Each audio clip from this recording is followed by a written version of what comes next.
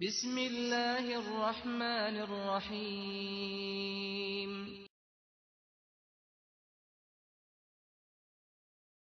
Bismillah ar-Rahman ar-Rahim. Donc après avoir vu ensemble comment lire en arabe en dit le son, alhamdulillah, nous allons à présent apprendre à lire certaines lettres du Coran et la signification de ces signes particuliers. Bon, vous avez pratiquement tous un Coran arabe avec la traduction du sens des versets, donc on va faire avec, Inch'Allah. Juste deux points avant de commencer. Le premier, c'est, en fait, je m'excuse par rapport au son. Le deuxième, c'est que j'entends certains dire, moi je lis très mal arabe, je peux pas me permettre de lire le Coran. Eh ben non, il faut passer le cap. Il faut passer le cap, c'est-à-dire, il faut pas commencer à lire le Coran tout doucement, mais essayer de le faire quotidiennement. Voilà. Parce que le prophète Mohammed a dit, selon le sens de ses propos, comme quoi, celui qui lit le Coran malgré ses difficultés, lahu ajran. Il aura deux récompenses. Il aura deux récompenses. Et dans d'autres hadiths authentiques aussi, il dit, men qara harfan min kitabillah, celui qui lit une seule lettre du livre d'Allah sur le Coran, falahu hasana. Il aura une bonne action, mashallah. Wal hasanatu bi'ashri amthaliha. Et la bonne action a 10 fois son salaire. Wallahi alhamd. Donc vous allez prendre le Coran de cette face-là, pas l'autre, hein, celle-là. Ça c'est le début, d'accord? On va commencer donc, on va prendre Surat al-Fatiha, vous avez à votre droite, hein, donc l'ouverture, non? Normalement vous avez même à votre gauche, voilà la traduction du sens des versets de al-Fatiha, non? Le Baqarah, vous avez après, quand vous tournez la page, à votre droite vous avez ça, et à votre gauche la traduction, voilà, ça c'est la page 2, vous voyez ici, la page 2. On va prendre la page 3. D'accord? À votre droite, vous avez ça, quand vous tournez la page, et à votre gauche, cette traduction-là. D'accord? Vous voyez ici, là, page 3. D'accord? Donc, prenez à votre droite, cette page-là. Donc, on va commencer à lire, mais en fait, plutôt, je vais vous expliquer les signes particuliers. Donc, lorsqu'il n'y a pas de difficulté comme ici, là, c'est un alif, hamza, on lit directement le i, ça, on connaît ça. On lit directement i, ça, on connaît. Donc, il n'y a pas de problème. Regardez ici. Vous voyez ici, là? C'est quoi? Comme une vague. C'est quoi cette vague-là? Ça indique qu'il faut prolonger plus longtemps. D'accord? Beaucoup plus longtemps, d'accord? Sawa'un. D'accord? Sawa'un. D'accord? Plus longtemps. C'est pas sawa'un, mais plus longtemps, d'accord? Un peu plus longtemps. Voilà. Quoi d'autre? Vous voyez le ta? Le ta dans le Coran, il est collé. D'accord? Toujours le ta, le fa, même les deux points du qaf, ils sont collés. D'accord? Ou le ya, les deux points du ya comme ici, ils sont collés. Des fois, le ta, ici, il est l'un sur l'autre. Vous voyez? Les deux points sont l'un sur l'autre. Voilà. Autre chose à savoir. Ici, vous voyez ce petit trait-là? Ça indique quoi? Qu'il faut prolonger. C'est une prolongation. Vous allez voir ça très souvent. Attention, très souvent, vous allez le voir dans le Coran. Il ne faut pas oublier de prolonger. Comme ici, par exemple, vous le voyez ici. Donc, c'est une prolongation. D'accord? Ça indique qu'il faut prolonger. Voilà, ça c'est important à savoir. Donc, quoi d'autre? Ici, vous connaissez le oul. C'est le oul dans le Coran, il est comme ça. D'accord? Oul dans le Coran, il est comme ça. Voilà. Lorsque vous voyez ce petit mime, vous voyez, c'est un petit mime là, après le ou, c'est quoi? Ça veut dire que, là c'est ali moum, moum. C'est-à-dire le mime, vous le lisez avec la voyelle, c'est mou, d'accord? Et vous le lisez aussi le mime avec bloqué. Vous allez dire quoi? Ali moum, moum, d'accord? Voilà, vous allez bloquer le mime. C'est-à-dire, vous allez lire le mime avec la voyelle plus un mime bloqué. Ça fait ali moum. Voilà. Donc après, il y a des petits signes, comme ici. Vous voyez là, c'est marqué un swali, swali. Donc ça, c'est quoi? Il est préférable de continuer et tu peux t'arrêter. D'accord? Il est préférable de continuer. Mais vous pouvez vous arrêter ici. Vous pouvez bloquer ici. Voilà. Par contre ici, swali, c'est quoi ça?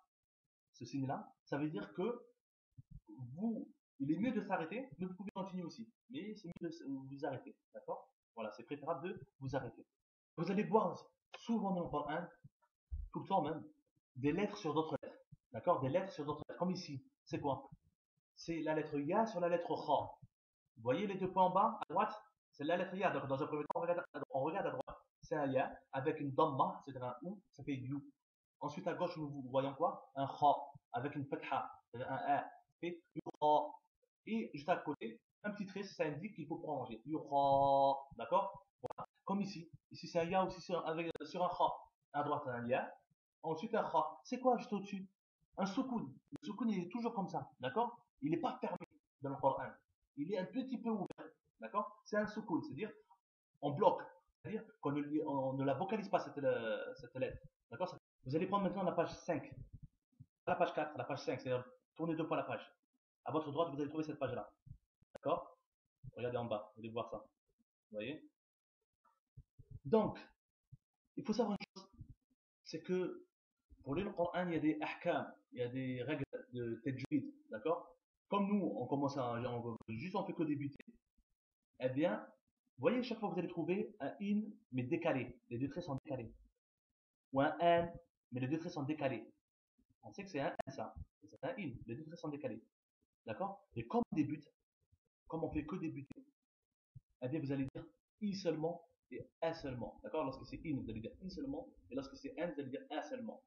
Pourquoi? Parce qu'il y a une façon de le lire, et comme ça demande un cours, eh bien, vous allez commencer à lire le Coran comme ça. D'accord? Par contre, lorsque vous allez voir le in ou le n n'est pas décalé, comme ici, là, c'est un in, mais il n'est pas décalé, vous voyez, il n'est pas décalé.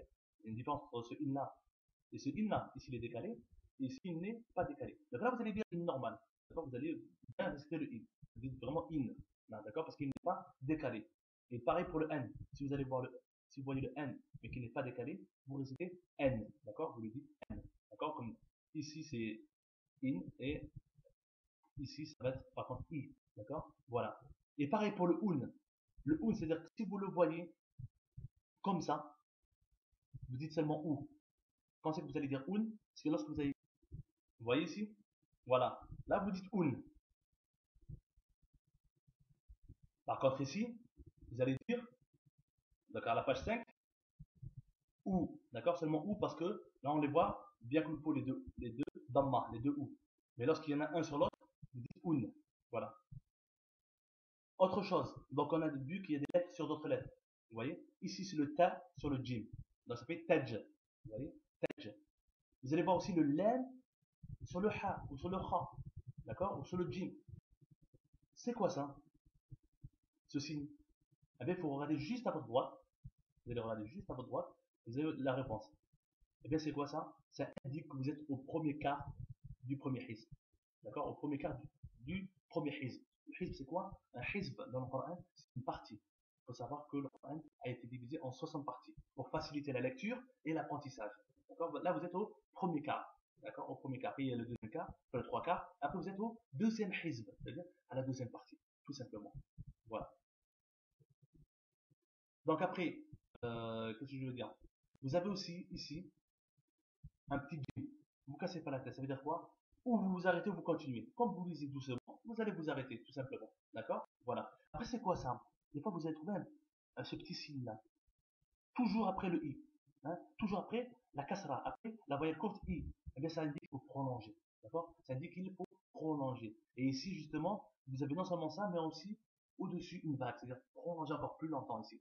D'accord? Prolonger encore plus longtemps. Voilà. Lorsque vous voyez s'il y a un alif avec un rang au-dessus. Vous voyez ici? Vous faites abstraction, d'accord? Vous ne regardez même pas. Ça se lit pas cette lettre-là. Vous la lisez pas, d'accord? Pour vous expliquer, ça va être un peu difficile. Pourquoi elle est là? Mais en tout cas, voilà. Euh, vous lisez pas, d'accord? Un alif avec un soukoun au-dessus, bien rang, hein, un soukoun bien rang, pas ouvert. Eh bien là, ça, vous le lisez pas. Donc vous allez lire normal en faisant abstraction à cette lettre. Donc vous dites Wa'utu, d'accord? Wa'utu bihi, d'accord? Wa'utu bihi. Donc vous faites abstraction à la petite ce alif. S'il y a bien entendu au-dessus un soukoun fermé, hein, bien fermé. Donc là, vous faites abstraction. Voilà. C'est quoi ça? Un alif. Ah, ça veut dire qu'il est interdit de vous arrêter. Interdit de vous arrêter. Quand vous voyez l'analyse comme ça ici, au-dessus, c'est qu'il est interdit de vous arrêter. Vous continuez. D'accord? Voilà. Vous continuez. Et lorsque vous voyez ce mime-là, attention, c'est pas ce mime, hein. La différence entre ce mime-là et ce mime-là. Eh bien, ce mime-là, ça indique qu'il est obligatoire de vous arrêter. C'est le contraire. Vous voyez? Ici, on a vu qu'il est obligatoire de continuer et interdit de vous arrêter. Ici, c'est une obligation de vous arrêter. Vous devez vous arrêter. D'accord? Vous n'allez pas enchaîner d'autres mots. D'accord? Non. Vous allez vous arrêter. Faire une petite pause. C'est pas comme celui-là. Celui-là, c'est quoi? On avait dit tout à l'heure. C'est un mime. On l'a vu tout à l'heure. D'accord? C'est un mime bloqué.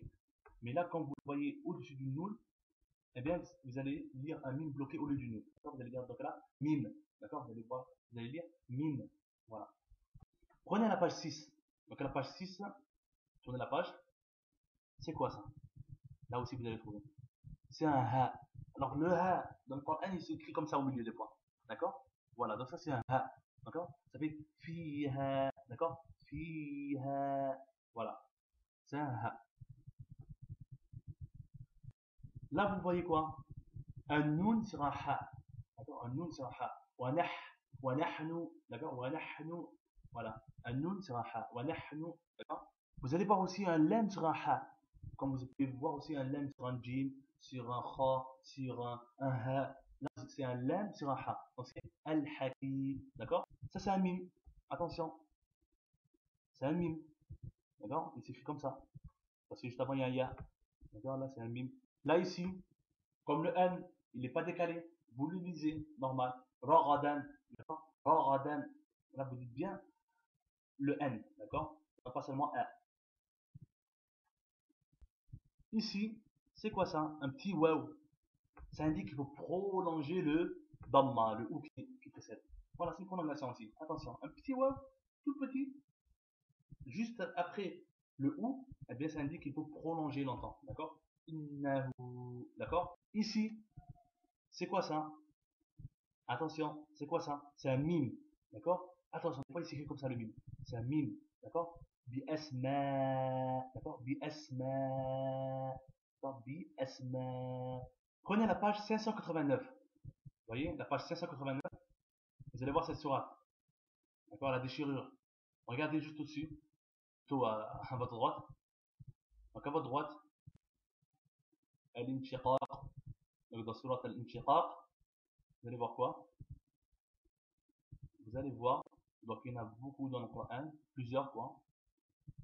Donc vous allez voir ce signe-là. Ça indique quoi ce signe? Hein? Même vous allez voir juste à votre droite, il y a ce signe-là. Ça indique quoi? Ça indique qu'il faut se prosterner. D'accord? C'est la procession de récitation. Voilà. Donc lorsque vous arrêtez ici, il va falloir vous prosterner. C'est pas obligatoire. Vous pouvez continuer si vous voulez. Et ou bien vous pouvez, si vous voulez faire cette adoration-là, eh bien vous prosternez. Voilà. Donc pour apprendre les chiffres, on va prendre par exemple la page 177, 177, soit l'Anfal, le butin, soit le butin.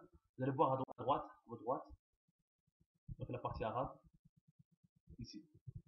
Donc le 1, le 1 dans les chiffres du Coran, c'est comme ça. Le 1, c'est ça. Le 2, il est là.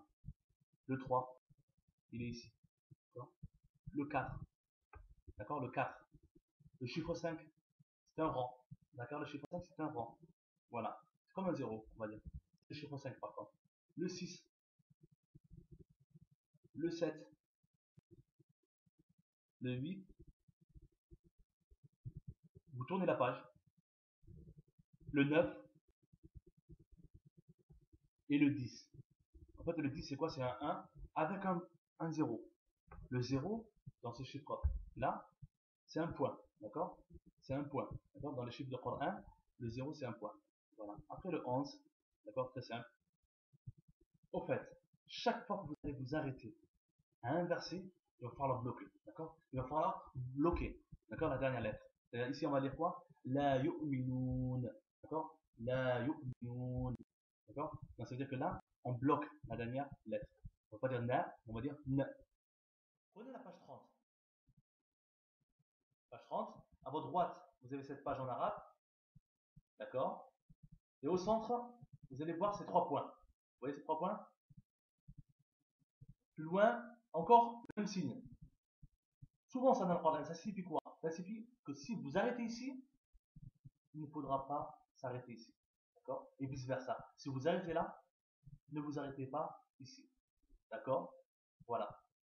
Ça veut dire en fait que vous vous arrêtez à l'un des deux signes. D'accord? Si vous voulez vous arrêter, hein, bien sûr, hein, vous pouvez continuer d'un trait. Mais si vous voulez vous arrêter, arrêtez-vous à l'un des deux signes.